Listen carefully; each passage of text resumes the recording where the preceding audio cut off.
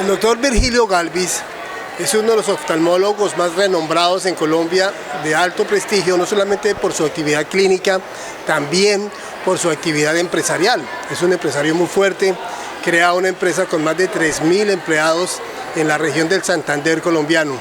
Bueno, doctor Virgilio, hablar con usted es hablar de todas las áreas de la oftalmología, pero quiero empezar por su conferencia de ayer. ¿Qué fue el tema de las ectasias corneales después de cirugía refractiva? ¿Qué fue lo que le contó a los asistentes de InfacoCaribe?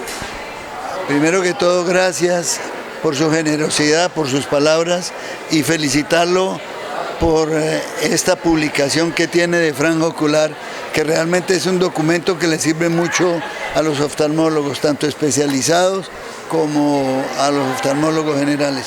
La charla mía de ayer fue contar las experiencias de 27 años de cirugía refractiva, en donde reportamos 32.000 pacientes operados y hacemos un metaanálisis desde el 2011 hasta la fecha actual, en donde hay reportados en el mundo cerca de 1.777 pacientes con ectasias severas que han ameritado los últimos tratamientos. Entonces la conferencia, que como te decía, llega al oftalmólogo general y al oftalmólogo especializado, les dice, ojo, que aunque no es una patología muy frecuente, es una patología que se le puede presentar con implicaciones médico-legales. Entonces habla de cuál es la causa de la ectasia, en donde hay un daño del colágeno tipo 6, habla de las formas para diagnosticar las patologías, las antiguas y todos los procedimientos nuevos y los que vienen al respecto, y finalmente termina diciéndoles cuáles son las alternativas de tratamiento, que es lo más importante que le interesa al oftalmólogo general.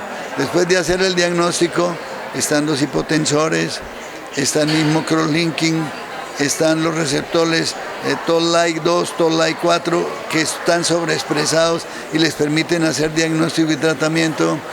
En fin, hay los segmentos también, y básicamente eso fue todo.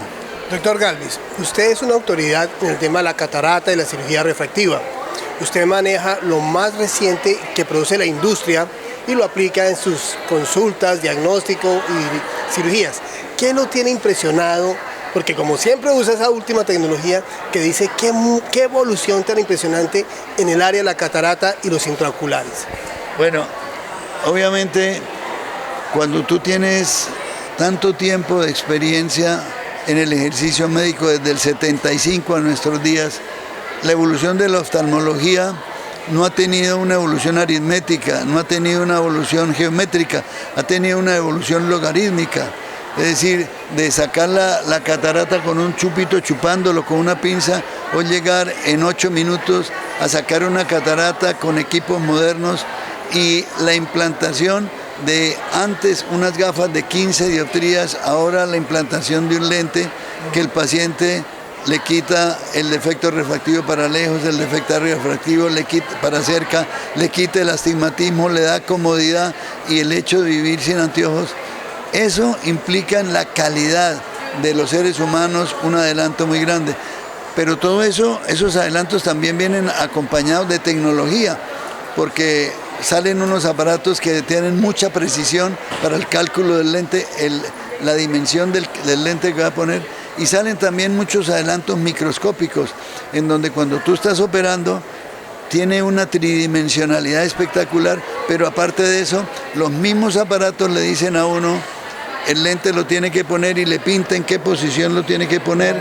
El computador le dice, doctor, ese no es el lente, tiene que ponerle un poquito más poder porque estoy haciendo robotizadamente el cálculo con el hora del lente, y entonces... ¿Eso es durante la cirugía? Durante la cirugía.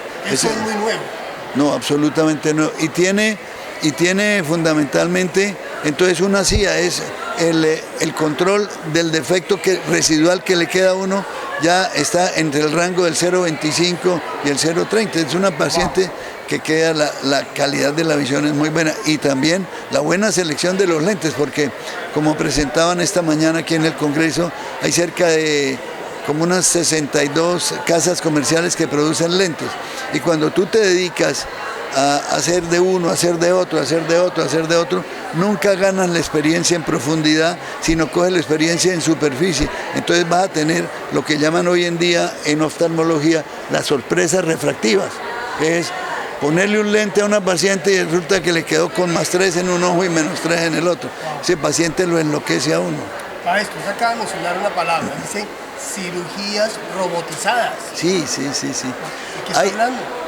Estoy hablando de que han salido unos microscopios como, ¿puedo nombrar el nombre? Claro. El Artebo de Zeiss es un microscopio que tiene ecógrafo, que tiene una virtualidad en una dimensión impresionante, que ya uno opera tridimensionalmente como hacen la cirugía laparoscópica mirando un televisor, y le da muchísima precisión y muchísima exactitud.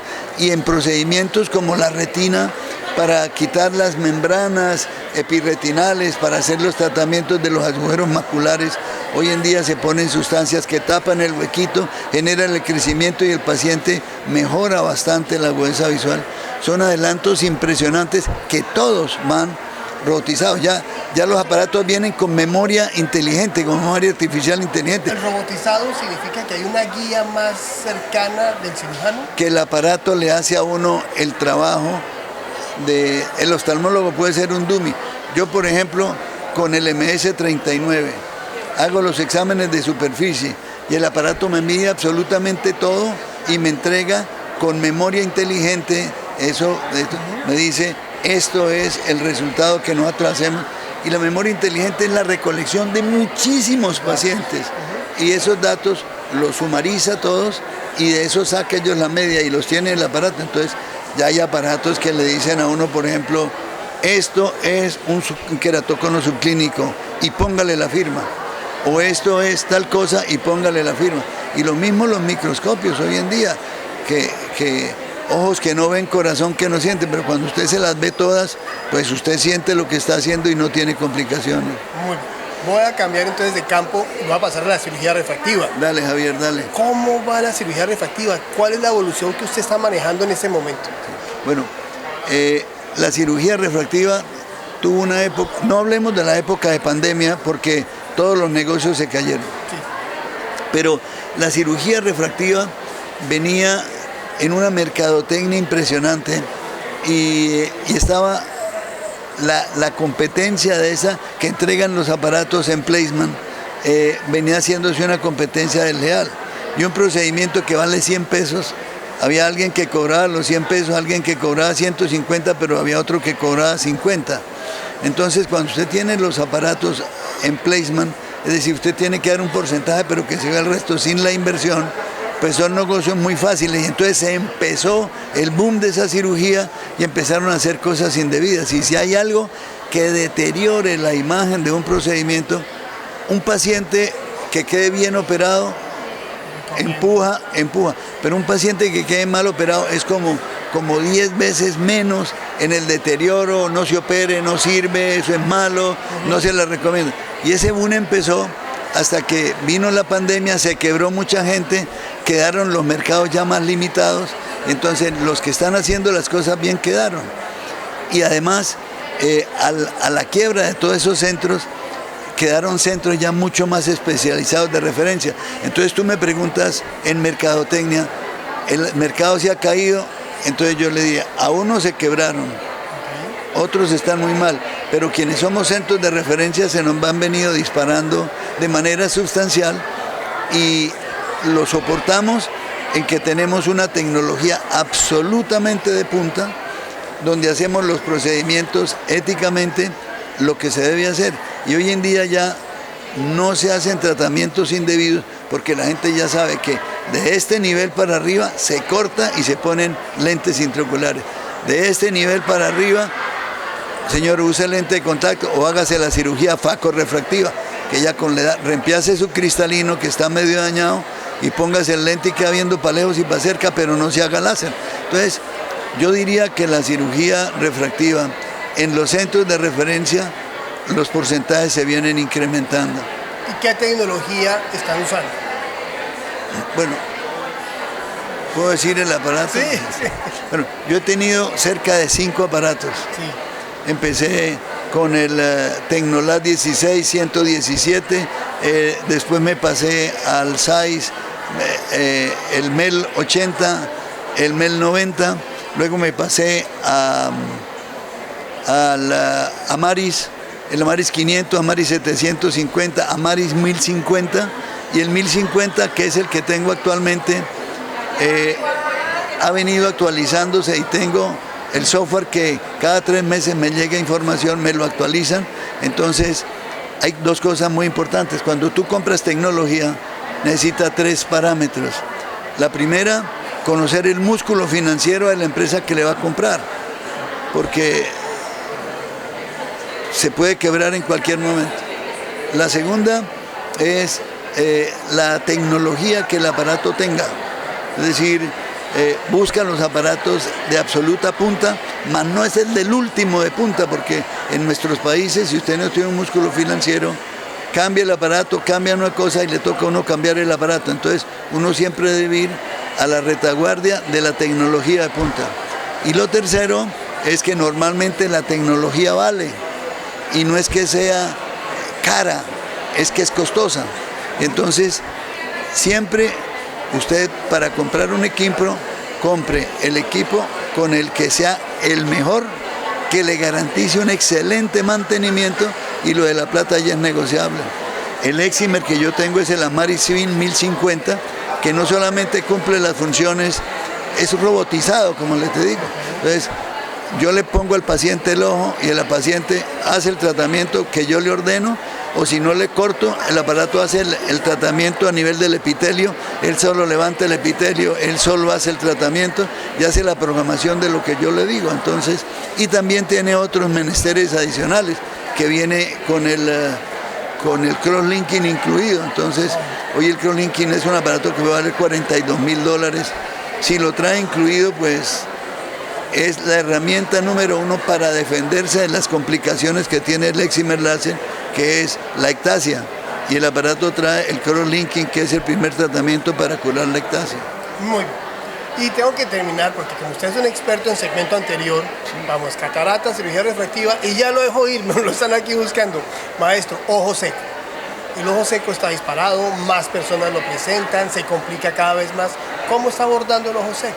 Bueno, yo hace muchos años soy amante de la superficie ocular, y la superficie ocular tiene muchos problemas, desde las inmunológicas, desde las alérgicas, de las infecciosas, y la que Diosito nos ha sabido dar la sabiduría de la especialidad que yo tomé. Es decir, el 100% de las personas mayores de 40 años, o para ver de lejos o para ver de cerquita, empiezan a usar gafas. Y el 100%, casi el 100%, cuando llegan a determinada edad, tienen que operarse de la catarata.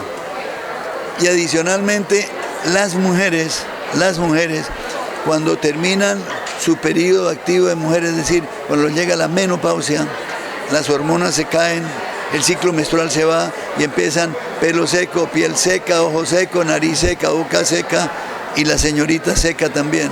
Entonces, esas personas lo buscan a uno y es un volumen muy grande. Entonces, avisoré la necesidad de coger este estamento de pacientes y ayudarlas a ellas y ayudarme económicamente. Entonces, hice un spa, que fue la primera invención hace muchos años, y donde me invitan voy hablando del spa, cómo es, y todos los equipos para el manejo de la rosácea, para la blefaritis, los tratamientos de factores de crecimiento tisular, lo último que existe en manejos de superficie ocular, y los tratamientos de glándula con inyección de factores de crecimiento, en fin. Y soy amante de eso, y es un campo que yo diría hoy en día, después de la optometría en la oftalmología, que es como el 30%, el ojo seco marca, por ejemplo, un 20% adicional. Entonces, si usted tiene una buena optometría y usted tiene un buen manejo del ojo seco y un poquito de oftalmología general, usted está al otro lado como especialista de los ojos. Wow. Doctor Galvis, pues gracias por este rato muy interesante. Y a ustedes, amigos, gracias por estar aquí con nosotros. Este es un reportaje desde Fancocaribe. Gracias, bien. Maestro.